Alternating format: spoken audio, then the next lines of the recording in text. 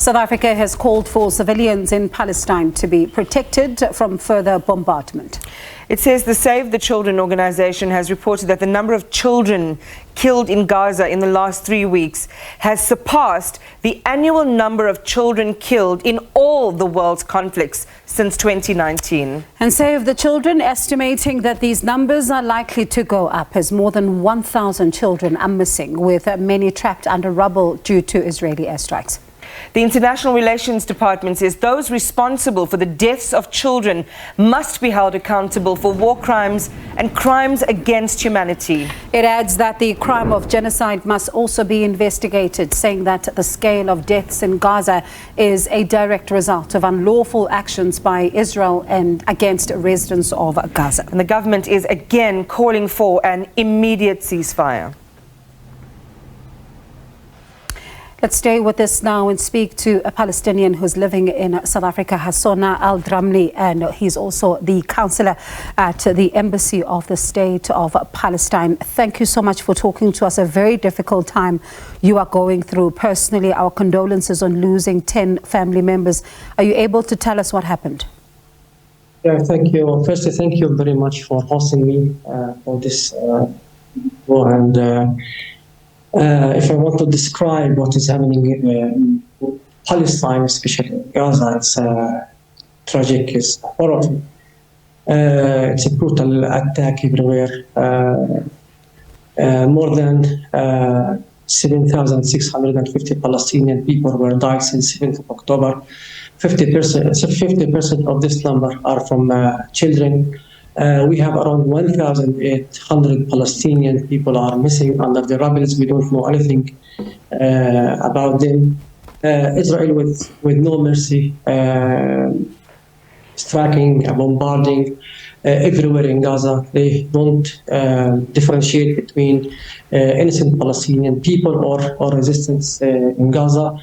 Up to date, as we, all of us watching the news, only we watching the videos of the children, innocent, elderly people, women. This is what Israel is able to do right now during its own strike in Gaza.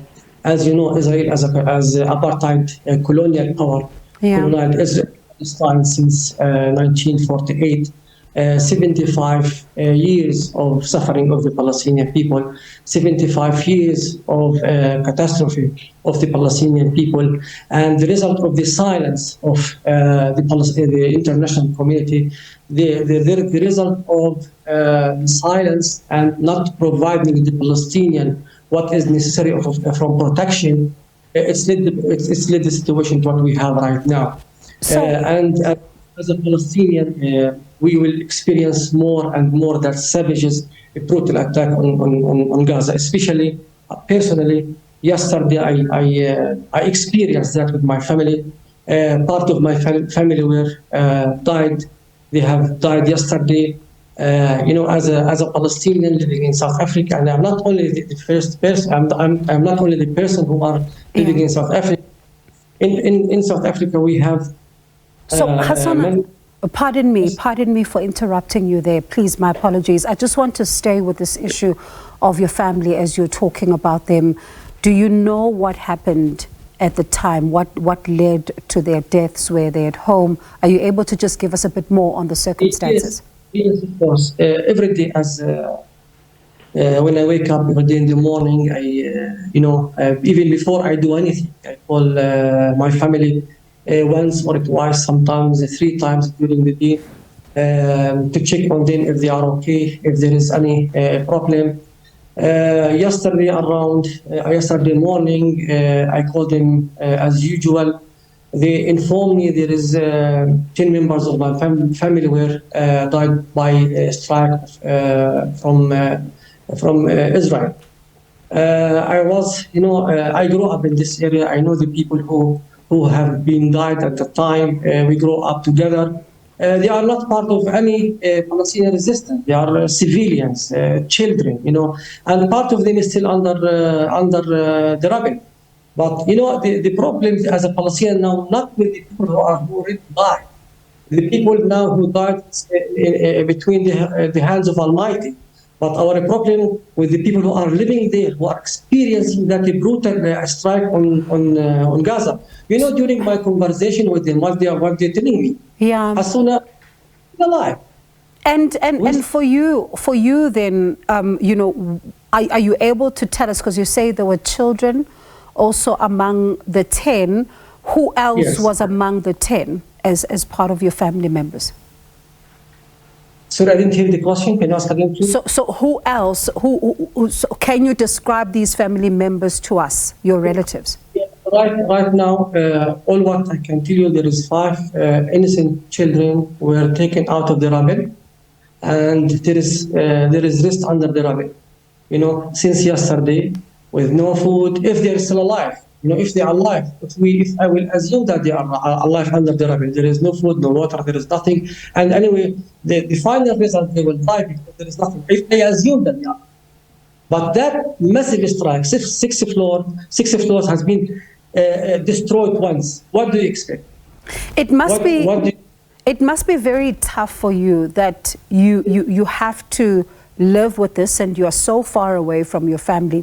You're not able to take them through the process of grief, but at the same time, they must be panicked. And there's also, as you've alluded to as well, and we've been, you know, carrying these stories that are talking about the shortness of supply and what's going on the ground. So it must be tough for you being here to hear about everything that's going on back home. It's, you know, as I told you, every morning before I call them, I feel myself paralyzed because I can't. I don't want to listen to any bad news or to any sad news. You know, I don't want anyone to tell me, Hassona, your brother or your sister died, or your uncle or your aunt died. I don't want to think even for receiving any bad news from Palestine, from Gaza. I'm not only the person who was, you know, in South Africa, not only the person who expecting that kind of news. There is many Palestinian is experiencing the same of my experience. Emotionally, it's painful. Emotionally, it's sore. You know, as much I can't describe it to you because I don't want anyone in this world to experience these feelings. It's very, very sore and painful to call someone to call someone and he doesn't answer. To call again and no answer. To call third time, no answer. Then someone answers the phone, tells you, "Hey, sorry, my brother, your family has died." Can you imagine this painful feeling? Can you imagine in South Africa, doing my work, serving my country, from here, from the friendly country, when we receive that such sad news? What we should do? Hassona, our condolences to you once again. As you say, it's so tough for you being here, and everything else is unfolding, as you say, you know, you're serving your country, but our condolences to you, and we'll continue to monitor this particular story. But thank you so much for sharing that difficult story with us. That is a Palestinian living in South Africa, Hassona Aldramly, who is also a counsellor at the Embassy of the State of Palestine. We're speaking to him there as a Palestinian living in South Africa who's lost family members.